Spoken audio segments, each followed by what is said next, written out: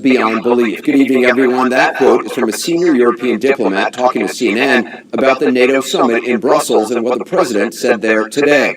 Now, this diplomat, we should point out, is not alone. The Western allies have been talking about it, the Russians have been talking about it, the world is, and tonight so will we. Yet, as shocking as it may be to our allies, as troubling as it is to some American lawmakers on both sides of the aisle, it should not be surprising whether voters at the time gave it much credence. What happened today in Brussels is what Donald J. Trump campaigned on. He said he was going to do this. It's the distilled essence of what he has believed, in fact, for years. The problem is the beliefs he campaigned on and tweeted about and stirred up crowds with on the stump, they do not happen to be based in fact. And the concern is he either does not know or does not care to know. Or worse, that he does know better but chooses instead to disregard the facts to make some larger point. Now, just to be clear, you can believe a 70-year-old military alliance against Soviet and now Russian expansion is a good idea or not. You can agree or disagree with the central premise of it, that an attack on one NATO country is an attack on all. You can take issue with any number of aspects of NATO, and later in the program we'll talk to someone who does just that. However, the president's main grievance, which he expressed today at a summit breakfast, simply is not factual. Many countries are not paying what they should, and frankly, many countries owe us a tremendous amount of money for many years back, where they're delinquent, as far as I'm concerned, because the United States has had to pay for them. The president's suggestion is that NATO is a dues-paying organization that members chip into some pot for collective defense, that they don't pay their fair share, they haven't been for years, and they owe the U.S. money. Now, keep it honest, as you'll see, that is simply not the case. It's not the way it works. It's not even close. It is, however, the way President Trump believes it works, and he says so for years. Number one, NATO is obsolete. And number two, the people aren't paying their way. It's obsolete, and we pay too much money. NATO, we're going to have the people that aren't paying, they're going to start paying. It's obsolete. They were getting ripped in NATO. They don't pay their bills. They are delinquent. So, as you see, he campaigned on the notion. He was elected on it. He's tweeted about it throughout the presidency, including on the flight over, saying many countries in NATO, which we are expected to defend, are not only short of their current commitment of 2%, which is low, but are also delinquent for many years in payments that have not been made. Will they reimburse the U.S.? Now, keep it honest, there is nothing to reimburse beyond a token amount to keep the lights on in Brussels. Each member nation pays nothing for collective defense. Zero. Members have their own defense budgets and have agreed to spend 2% of GDP on defense by the year 2024. Now, as you can see from estimated 2018 numbers, some have already hit the target, some have not. And yes, the United States does spend far more than any other NATO country. And yes, past American presidents, including the most recent one, have criticized NATO members for not spending enough on defense. Past presidents have referred to burden sharing, even used words like contributing. They have not, however, said or suggested that other NATO countries owe the United States money, let alone back payments, which, again, these two countries do not. And other presidents have openly recognized that NATO member nations contribute to the forward bases that allow the U.S. to be a global military superpower. Also, that many sent soldiers who died for us in Afghanistan after 9/11 because the NATO treaty, Article 5, calls for just that. In any case, the president believes they're freeloading, and today he demanded member nations not only meet the 2% goal immediately, he told them to double the target to 4% of GDP, an amount even the U.S. doesn't spend. He also singled out Germany for additional criticism. But Germany, as far as I'm concerned, is captive to Russia because it's getting so much of its energy from Russia. We have to talk about the billions and billions of dollars that's being paid to the country that we're supposed to be protecting you against. The president expanded on that in a tweet, explicitly connecting or conflating the idea of defending Europe with getting paid. Quote, "What good is NATO," he writes, "if Germany is paying Russia billions of dollars for gas and energy? Why are there only 5 out of 29 countries that have met their commitment? The U.S. is paying for Europe's protection, then loses billions on trade, must pay 2% of GDP immediately, not by 2025. Again, this may be shocking to some or even to many. It's not, however, a surprise the president campaigned on much of this. But now that he's acting on it, even some leading Republicans are speaking up, albeit in fairly gentle ways. Yesterday, 97 Senate Republicans, Democrats, and Independents passed a non-binding resolution in support of NATO, which for 7 decades hasn't been especially controversial. Today, the outgoing chairman of the Senate Foreign Relations Committee weighed in. believe that America's leadership around the world has made the world safer for Americans and made the world a better place. And when I see that leadership diminishing and us trying to break apart alliances that we created, it troubles me. Troubles him. Unclear, though, if it also troubles President Trump. That, however, is unclear. The president's next stop is the UK tomorrow morning. British Prime Minister Theresa May tonight saying, and I'm quoting here, "There is no stronger alliance than that of our special relationship with the U.S." And just a short time ago, the president tweeted again, summarizing the day. "Billions of additional dollars are being spent by NATO countries since my visit last year at my request, but it isn't nearly enough. U.S. spends too much. Europe's borders are bad. Pipeline dollars to Russia are not acceptable." More now on the president's trip and his day today from CNN's Jim Acosta, who joins us now from Brussels. So this refrain from the president about NATO, it isn't new, as we've talked about. He's been saying it for years. Should anyone, especially NATO members, be surprised? Well, Anderson, I think they are surprised to some extent, and they've been concerned about this for some time. This has been the fear. The president would come to NATO and bash longstanding U.S. allies right before meeting with Russian President Vladimir Putin. So that is a surprise that he would come out this hard, this heavy at this NATO summit right before meeting with Vladimir Putin. Anderson, the other thing that was a surprise to some of the members of NATO here in Brussels was this call from the president to boost defense spending among the NATO partners to 4% of GDP. They said, they have been saying, and you mentioned this just a few moments ago, that they wanted to get to 2% of their each member's GDP by 2024. 4% is obviously a pretty big load for some of these countries. It's been a burden that has been shouldered by the U.S. for some time. But Anderson, beyond that, what is a concern to diplomats in the European community, and I talked to some of them, some of our colleagues have been talking to them, is that the president seems to have a pattern, and that is he goes to summits, he goes to events around the world, and he bashes his allies in Europe and around the world and seems to be cozying up to dictators and undemocratic leaders like Vladimir Putin. That is a big concern to European leaders and other NATO members here, and that is surprising. Also, his comments about Germany basically being under the thumb of Russia are fascinating. I mean, it's so, for a president who's been accused of being under the thumb of Russia, for him to lob that specific criticism at Germany is, it's either brilliant or fascinating or disturbing, I guess, depending on how you look at it.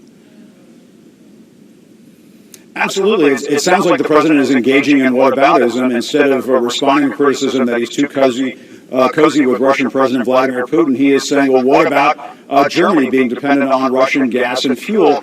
The fact is, Anderson, and you know this, most people know this who have followed this, the Germans have been buying Russian fuel dating back to the early 2000s, predating Vladimir Putin's aggressive stance on the world stage. And so the president is bringing this up in sort of a misleading way.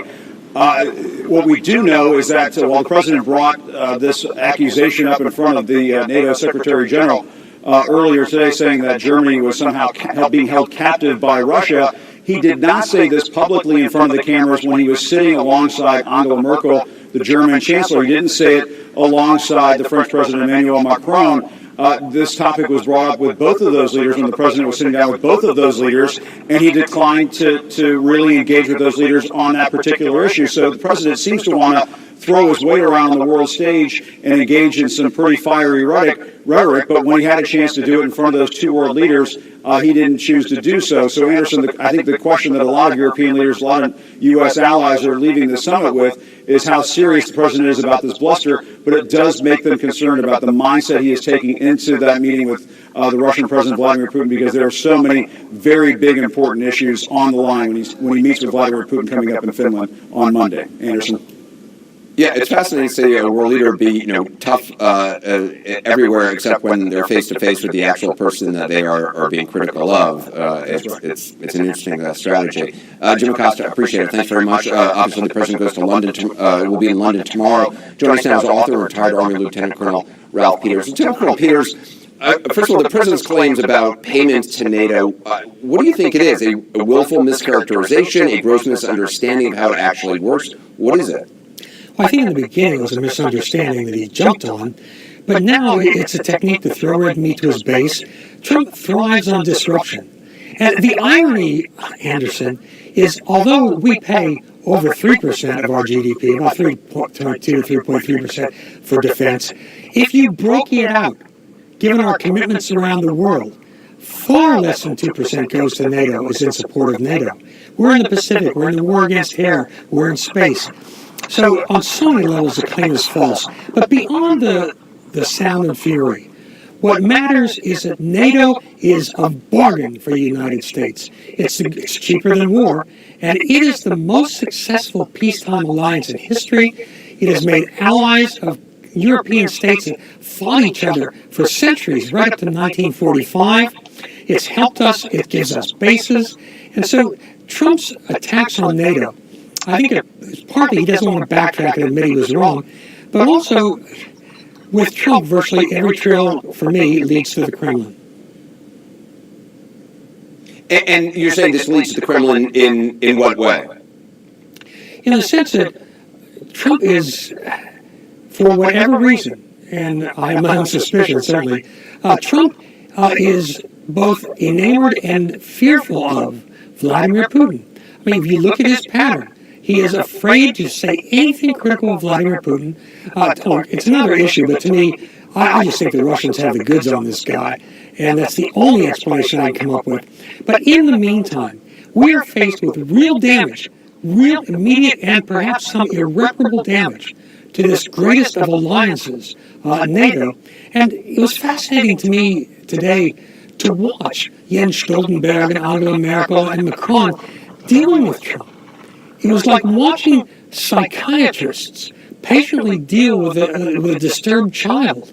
I mean, Trump, my God, I mean, he's not only shaming our nation, he's doing real damage to our security, to our interests, and to our allies, and Vladimir Putin could not be happier. You know, one of the things that's often said about President Trump is that he attacks people on the very things that he's been attacked on or been criticized for. You know, talking about Russia, talking about Germany being captive to Russia. The irony of that is kind of extraordinary. Well, I'm glad you raised that, because one thing Trump is indisputably brilliant at is propaganda. He knows how to control the media. We're talking about him right now. We talk about him virtually every day on the air. And his genius is, using traditional propagandistic techniques where when you are backed into a corner over an issue, you lash out and accuse your enemy or your foe of the same issues. The way he accused, when he's backed into a corner in Russia, he accuses Hillary Clinton of making an uranium deal, which was really peripheral. Now he's backed into the corner over this upcoming summit with Putin, and what does he do? He lashes out at Germany and says, oh, the Germans, they're worse than us, they're controlled by Russia. Well, first of all, that Nord Stream pipeline under the Baltic is a strategic concern that Angela Merkel inherited from Gerhard Schroeder, a previous chancellor, who was, in fact, Germany's Donald Trump, and she's doing her best to deal with it. But Angela Merkel has been the greatest chancellor Germany's had since Konrad Adenauer in the early post-war years. She's the last man standing in Europe. She has held the alliance together against Putin. She's held the sanctions together. And naturally, I mean, Trump dislikes her because she's a plain middle-aged woman who talks back to him, and Putin hates her because she's a plain middle-aged woman who talks back to him and imposes sanctions on him. And she is an admirable leader.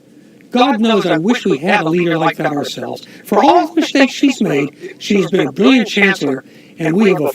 So, Barakateh Yahweh, Barakateh Oshai, Barakateh Yahweh, Barakateh Oshai, Barakateh Yahweh, Barakateh Oshai.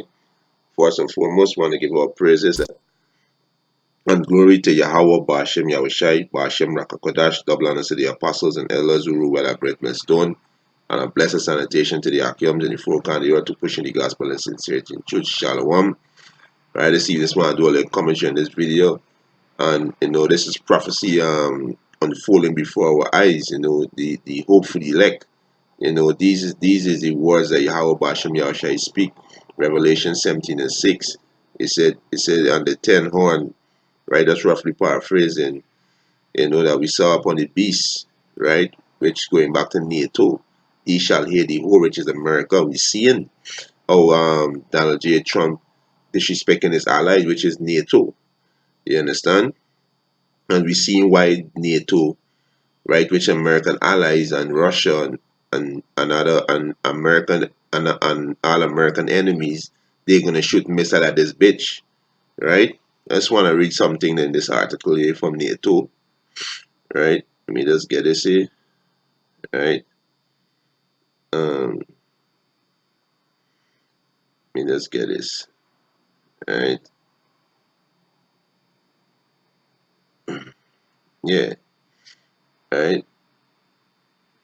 And this is NATO Summit 2018. All you need to know. Just 2 points I want to touch on it, right? There's 2 points I want to touch. Cause what Donald Trump speaking about is how NATO not paying up, not paying up the duties, the fee, to for for the defense. They're not paying the due for defense, right? They're lacking and they're owing. So he called NATO, he called them delinquent, right? He said Germany is captive to Russia, which Russia is the enemy to America and Great Britain, right? This is Slovakia, right? He said despite the increase, NATO member will almost certainly get told by Trump their spending still is not enough, right? So he said ahead of the meeting, European Council President Donald Tusk, right? This is European Council President Donald Tusk took Donald Trump for criticizing Europe almost daily. So daily, this man, this man is speak. He don't speak nice to Europe. You understand? And this is the ally. This is the partner. These are our Edomites, right? And this is destruction, you Edomites nation, right? Because y'all divided, and that's how our nation is crumbled, right? It said, "Dear President Trump, America does not have and will not have a better ally than Europe." Tusk said on Tuesday, "Today Europeans spend on defense many times more than Russia and as much as China." He added, "Dear America, appreciate your allies. After all, you do not have that many." He warned, right? So we see clearly, through the spirit of Yahweh Hashem Yahushua, why these nations gonna destroy America, right? And look at this next one here now, right?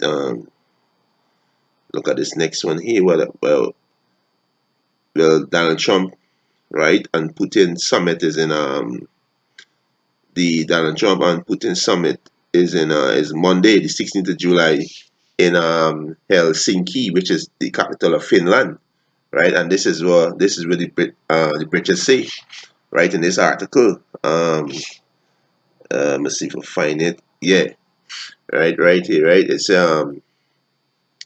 U.S. allies who want to isolate Putin, such as Britain, or who are concerned about Trump's attitudes towards Russia, are likely to be irritated by such summit.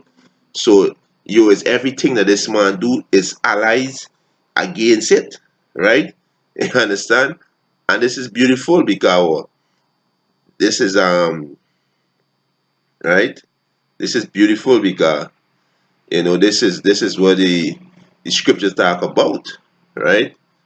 Let me get some scriptures there, right? Let me get Mark, right? Because you devils gonna be destroyed, right? Mark 3, right? Salakia, right? You devils gonna be destroyed, right? So, Salakia, this is Mark chapter 3, verse 24. He said, "And if a kingdom be divided against itself," right? You European nation, America, the so-called American, you so-called white people, y'all are a nation, right? Y'all are a kingdom. This is your kingdom, right? This is your rulership, Job 9:24. The earth is given the hand of the wicked, right? It says, why think you are together as allies, right? And if a kingdom be divided against itself, that kingdom cannot stand. That's why your kingdom crumbling, right? You so-called white people gonna be destroyed. Your kingdom gonna be destroyed. You so-called white people going into slavery, right? Thus said the Lord. Thus said the Bible, right? Um, Revelation 13:10, right? He that leadeth into captivity shall go into captivity. He that killed with the sword must be killed with the sword, right? 4:25. And if a house be divided against itself, that house cannot stand. You understand? And the house, you so-called white people house divided. Because here goes this big proud bully Donald Trump. You know, he disrespecting his allies, disrespecting his own people, the own people of his nation, right? You understand? So they can't stand. The house is, you so-called white people, y'all cannot stand because y'all divided. Y'all gonna fall, right? And if Satan rise up against himself, which is with you so-called white people is Satan, the word Satan means adversary. You are adversary to the Most High Yahweh Bashem Yahushai, who the one that God and Jesus. Y'all are adversary because y'all change all the Heavenly Father's law. Y'all give homosexual rights, pedophile rights, lesbian rights. Y'all give women rights over men. These are the things that the Most High against, right? Y'all worship idols, set up idols and all over the land. These are the things that the Most High hate. So you are Satan, which means adversary, right? And many other things that you do, you so-called white people are the devil, right? The word devil be deceiver. And if Satan rise up against himself, and as we see the so-called white people rising up against the self, they have no unity among the self, right? And be divided, he cannot stand, but at an end, yeah, your end is at hand. You so-called white people are going to be destroyed, right? Your end is at hand, right? Let me get Umadiah, right? Umadiah, and these European nation, you know, they have a they hate they hate this Donald J. Trump, right? This is Obadiah 1:1. He said, "A vision of Obadiah. Thus said the Lord, power concerning Edom, you so-called white people. You are Edomites. This is a biblical nationality, right? We have here a rumors from the Lord Yahweh, and an an ambassador is sent among the heathens. Arise ye, and let us rise up against her in battle." That's why you see Iran, and it's Iran, North Korea, China, India, you know, these nations rising up against America, right? Because you're gonna be destroyed, right? It's your time. It's your time to go down. And the Hebrew Israelite time, we gonna rule. We're gonna rule the entire planet Earth forever, right? For us to behold, I have made thee small among the heathen, thou art greatly despised. So you so-called American, you white people are greatly despised. And now you niggas want to hold on to America and want to be a part of the American dream. You're going to be born in a fire when these nations shoot missiles at America, when these nations invade America, right? Thus said the scripture. This is prophecy, right? You understand? They are greatly despised among all the own people, the own allies, right? Thy pride of thine heart hath deceived thee because they're proud, you know, proud. You understand? Especially Donald Trump, you know, he's Mr. Proud. America, they have the pride that no nation can do them, bring them down, and nobody can defeat them, right? Which is Yahweh Bashem Yahushua give you devil this power. Don't forget, you nigger. Thank you, so-called white people, you nigger, you Esau, you beg, you beg and cry to your father, which was Isaac, for your blessing that you have now. Remember that, nigger. Remember that. You beg and you cry and beg for the blessing that you have, which is the sword, right? And the fatness of the earth, right? And the Heavenly Father gonna destroy you because you feel that you earn it by yourself, right? He's gonna destroy you before for destroying the earth, putting your hand on the Hebrew Israelite and all the wickedness that you done in the earth, right? You gotta pay for all of that. right? He said, the pride of thy heart has deceived thee, thou that dwellest in the cliff of the rock. Who's the cliff of the rock? Caucasian. Caucasian mean what? Cliff dweller or rock dweller, right? He said, whose habitation is high. Yeah, you're on high, right? All power was given to you, you're on high. That said in his heart, who shall bring me down to the ground? And this is how proud these Edomites is. You so-called white people, this is how proud they is, right? But you're gonna be destroyed by your own allies. Your own ally is gonna destroy you, right?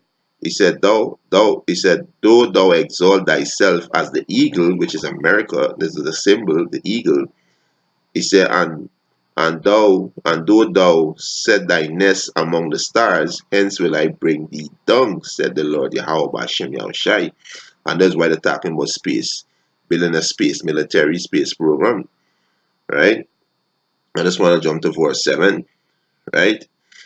It said, all the men of thy confederacy, NATO, have brought thee even to the border, the men that were at peace with thee, NATO, your ally, your European allies, all your NATO's friends, right, have deceived thee. They deceive you, right, which is America to deceive you, and prevail against thee. They have, he said, they that eat thy bread have laid a wound under thee. There is none understanding him. So America gonna be destroyed, right? America gonna be destroyed. This is prophecy, right? This is prophecy, and this is beautiful. Our praises to Abba Hashem Yahushai. You know, these prophecy showing clear as day to the hopefully elect, right? Which is you so-called Negroes, Latinos, and Native American Indian, the 144,000, the 1 million children, right? This Revelation 17 and 16, and the 10 horn, which thou sawest upon the beast. The 10 horn is going into the NATO allies, which is 29 29 members. Country right now is 29, right? These are the NATO allies, right? NATO is the beast, which is a military power, right? It said, the 10 horns which thou sawest upon the beast, these shall hear the hoe. America's the hoe. You understand? She's the biggest hoe on the planet. You understand? It said, and shall make her desolate and naked. How they gonna make her desolate and naked? With the ICBM missile. And shall eat her flesh and burn her with fire.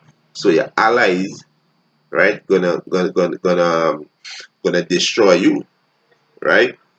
You know, we give our praises to Yahweh Hashem Yahushua to put in Donald Trump in power, because Donald Trump is gonna bring you Edomites down.